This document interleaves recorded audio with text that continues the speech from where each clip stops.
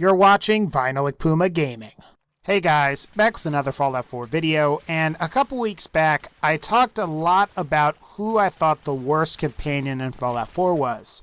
Ultimately, I decided it was both the Miss Nannybot Curie as well as the Synth Curie, mostly because of their special stats.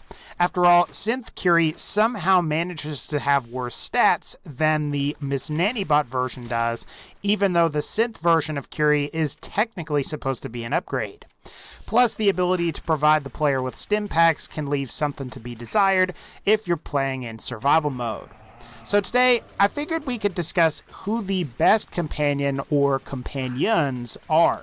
Now, like last time, I'm not judging the companions based on their personalities.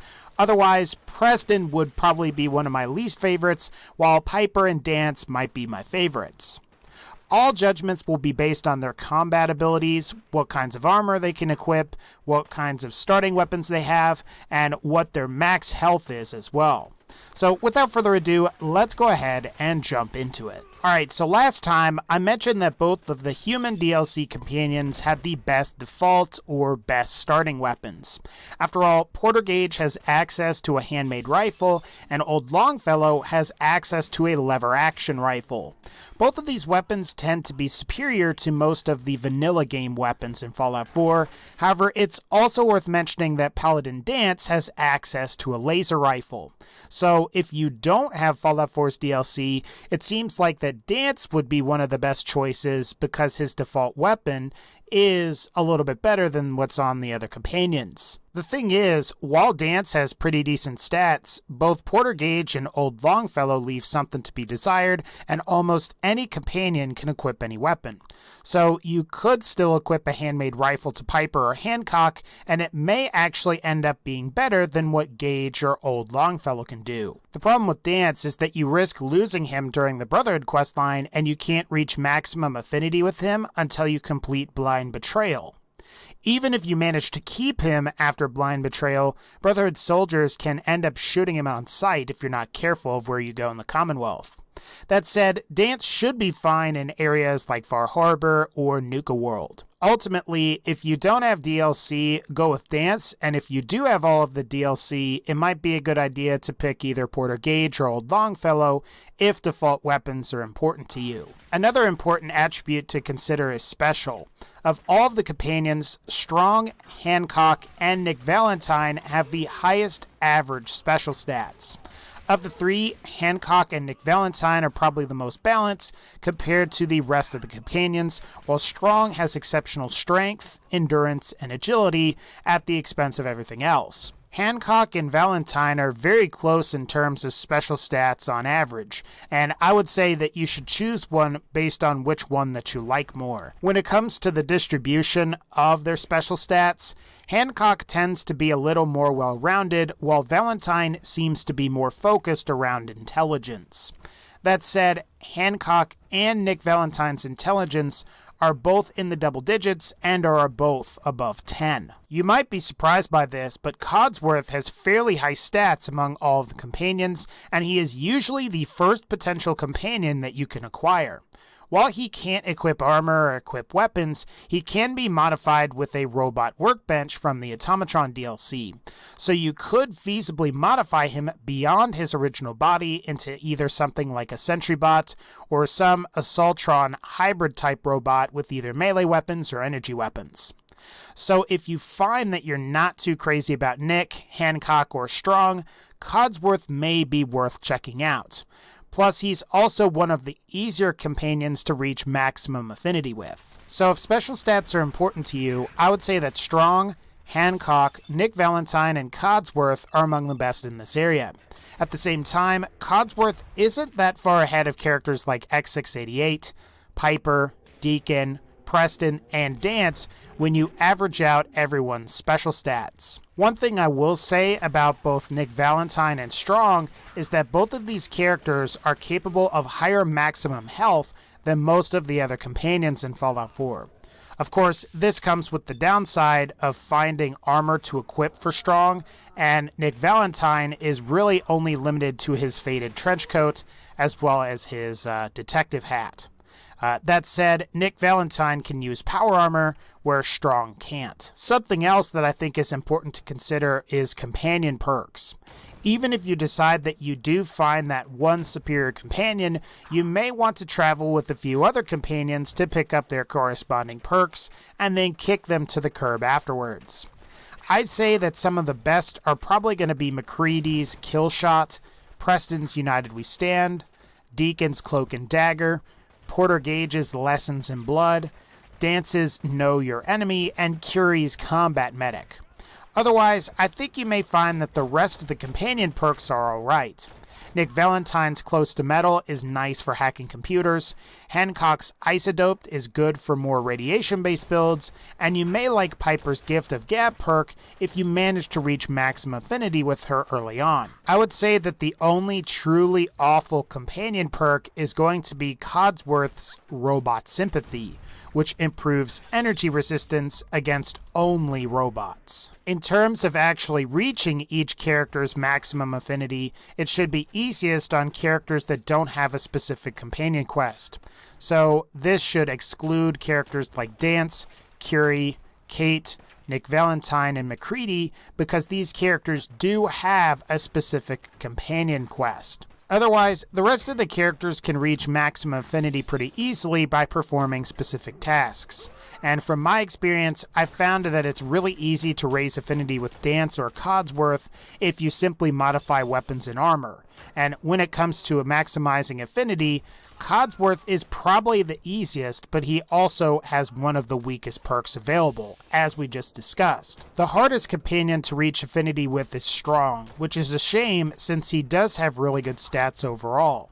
And of the 5 characters that have a specific quest tied to them, I would say that completing Nick's, McCready's, and Dance's is probably going to be the most worthwhile. Apparently, Kate's companion perk is bugged, and Curie's stats actually become worse upon reaching maximum affinity with her. And while Combat Medic is a pretty good perk, you're going to want to avoid Synth Curie. Now, while we're on the subject of companion perks and affinity, Dogmeat doesn't really require you to attain an affinity with him since his companion perk is integrated into your skill tree. Attack Dog requires 4 charisma, and the final rank in the perk can be obtained at level 25 with proper perk investment. Basically, what the skill does is allows Dogmeat to hold enemies so you can more easily hit them in VATS. Additionally, higher ranks in Attack Dog offer things like a chance to cripple a limb or add bleed damage as well. So that's something that's pretty cool. And what's also worth mentioning is that Dogmeat doesn't break the bonus that you would get from the Lone Wanderer perk, which can reduce the damage you take and improve your carry weight. And at higher ranks in Lone Wanderer, you get further reduced damage, further improved carry weight, and the ability to deal 25% more damage than you otherwise would. So while Dogmeat has less health than all of the other companions, you can actually increase your lethality, improve your carry weight, and reduce the damage you take by simply having the Lone Wanderer perk and having Dogmeat around. I suppose the final thing that we need to talk about is who has the best secondary abilities. Now, secondary abilities can consist from things such as the ability to pick locks, hack computers, or things like providing the player with specific resources like purified water, stim packs, and other items every once in a while. Since we were just talking about Dogmeat, it's worth mentioning that Dogmeat has his fetch ability, which helps the player find various items or detect enemies. And if you're going with the Lone Wanderer perk, I'd say that this may prove to be useful. You may also find that having Kate around for picking up to expert locks will be quite useful if you specialized in hacking, or it might be useful to have Nick Valentine around to do all of your expert level hacking if you intend on not taking those perks. Otherwise, Codsworth can give you purified water, McCready will give you ammo, X688 will specifically give you fusion cells, Curie will give you stim packs, Hancock will give you chems, while Strong will provide you with different types of animal meat. The only companion that gives you relatively lame items is Piper, who will provide you with random things like sweet rolls, bubblegum, and other irradiated pre-war food. I suppose you can sell this stuff if you want, but most of it has little value anyway, which kinda sucks. Now that we've pretty much gone over all of the companion's various abilities, I think I can pick a best companion as well as several other companions too. If I did just have to pick one companion though, I think I would ultimately have to take Nick Valentine. This is because he can be given weapons like any of the other companions, he can enter and use power armor, he has higher stats than most of the other companions, and he has the second highest health out of all of the companions in Fallout 4. The downside is that he can't equip any other clothes other than his detective clothes, so your chances of outfitting Nick with synth armor and going into battle are limited.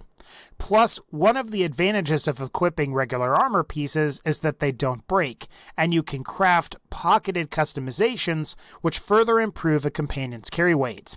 While power armor can achieve the same result, the problem is that power armor breaks where regular armor does not. With all of that said, I think Nick Valentine is probably the best companion. I'd say if you gave Nick the Overboss armor from Nuka World, you're going to be getting pretty decent defenses with really low repair costs. Plus, you can mod the power armor legs to increase Nick's carry weight so he can carry more weapons. Keep in mind too that Nick will still have much more health than the other companions, and once you've given him some good weapons to use, he should pretty much wreck face. Nick Valentine will also be useful for completing certain portions of Far Harbor as well. Other than Nick, I would probably recommend either Hancock, Strong, or Codsworth. Hancock is basically like most of the other companions with boosted stats. Strong is a super mutant with high strength and is great for melee, and Codsworth can be modded into an automatron provided you have the automatron DLC. After that, I think you could say it's mostly just about preference at that point, with the exception of Dogmeat, and that is if you decide to get the Lone Wanderer perk. When it comes to Hancock, I would say that Hancock has a pretty good companion perk, great stats, and he can wear the non-power armor pieces that Nick can't. Plus, he gives the player chems on occasion, which may prove useful both in combat and when you visit your local vendors. You may also find that Strong is a really good choice for a companion as well. The nice thing about Strong is that he tends to fight with mostly melee weapons, and you could give him something like either a rocket bat or a rocket sledgehammer and let him use that to utterly destroy enemies. And because it's a melee weapon, you don't have to worry about him running out of ammo with it. Plus, if you want to give him a ranged weapon, you can give him any gun that you might give to any of your other characters. Perhaps it's hard to reach maximum affinity with Strong, but I think you'll find that he can be really good in a fight. At the end of the day, I'm going to say that Nick, Hancock, Strong, Codsworth, and Dogmeat make great companions once you've gotten all of the companion perks that you want. All of them make great fighters, and Dogmeat in particular can allow you to benefit from the Lone Wanderer perk while he travels with you. And I suppose there are other great arguments to be made for all of the other companions in Fallout 4, however, I am going to say that these 5 are probably the best. Alright guys, that's going to wrap up this particular video. If you like this video, please be sure to leave a like and let me know who is your favorite companion in Fallout 4. Otherwise, like this video if you liked it, click the bell to join the notification squad, and as always, take care, and I'll see y'all next time.